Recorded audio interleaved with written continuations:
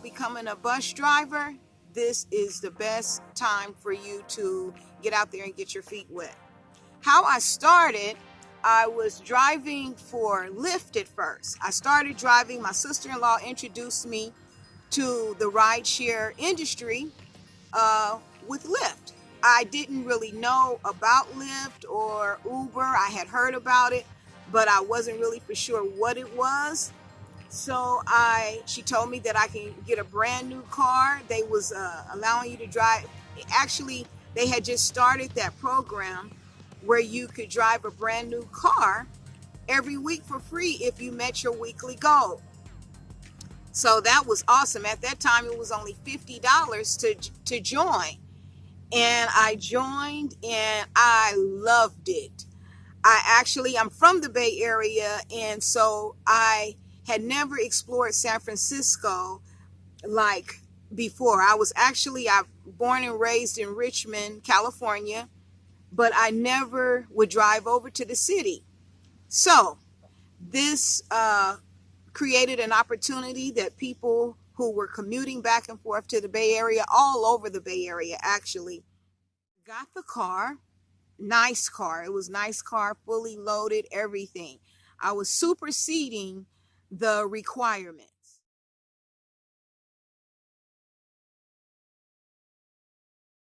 And of course, a good thing doesn't last. I was making money. I was clearing about between $1,000 and $1,200 a week.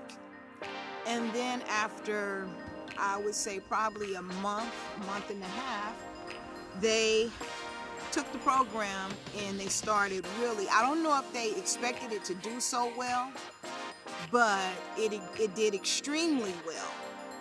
And so they started upping the challenge, and now it had become impossible for me to meet those goals and challenges. And I stopped making the $1,000 to $1,200 a week. My pay actually went down to $300 to $400 a week, sometimes not even clearing that, maybe $200. 6 months, I decided that I quit because it just didn't make sense anymore. So I started to feel like I was being robbed. And in order for me to meet these challenges, I had to drive within the time frame that they wanted me to drive in, and not always meeting the goal. So when you didn't meet the goal, they charged you for the car.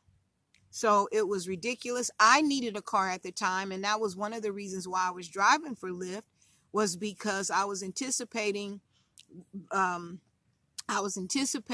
making enough money so I could put a down payment on a car. And so that never happened. I ended up giving the car back. It just didn't work out. But what I realized, transportation business was booming. The transportation business was booming in the Bay Area, and this is where you needed to be. So I decided, what if I drove a bus? I had no skills in driving no bus. You needed a Class B license, passenger endorsements, air brakes. I didn't know how I was going to get that. So I actually met 2 people that told me how to get started and how to go and start with a small company that was willing to train me and pay me as I was being trained. And they also paid for my license. So I was fortunate enough. I was somebody that didn't have no skills, know nothing about a bus. My mother had been a bus driver. When we were kids. And so I decided, well, let me give it a shot.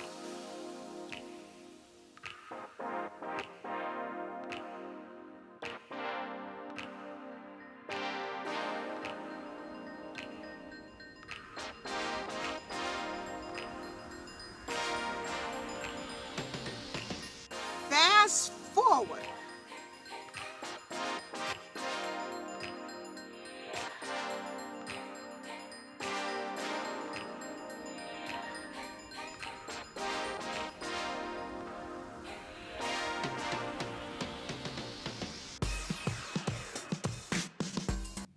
A year, you guys, a year.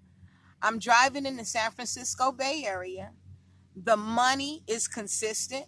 You have all of these small companies, besides just driving transit. You have all of these small companies that's driving to these .com businesses. So you have Google, Facebook, all of them. Whatever the .com is here in the Bay Area. It's off the hook. The money is great. If it's something that you're thinking about doing, then I would suggest you do it. Another thing that I would suggest too, I see so many non-transportation businesses that's going on right now. You can even get your own van and start your own business in transporting. But is the business worth it? Oh yes, you got companies that they don't pay benefits, but they pay straight pay.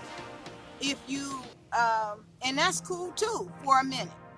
But at the end of the day, you need a Class B license to become a bus driver. You need a Class B license with your passenger endorsements, with your air brakes, and if you drive the school bus, you need your SPAD. So, finding a company is not too difficult right now to teach you how to drive the bus, to help you get your license and to become certified, to become a bus driver in the Bay Area. It's where the money is at, you guys. It is where the money is at. I lost my husband 6 years ago, and I tried different businesses, and it took me 5 years before I found something that I was actually happy with. Being out there, I'm a part of what's making it happen. I'm a part of what's getting people to work. Do I commute? Yes, I commute. The traffic is crazy. Traffic starts at 2 a.m. in the morning. Can you believe it? But it's booming and it's happening. And if it's something that you're thinking about doing, consider it.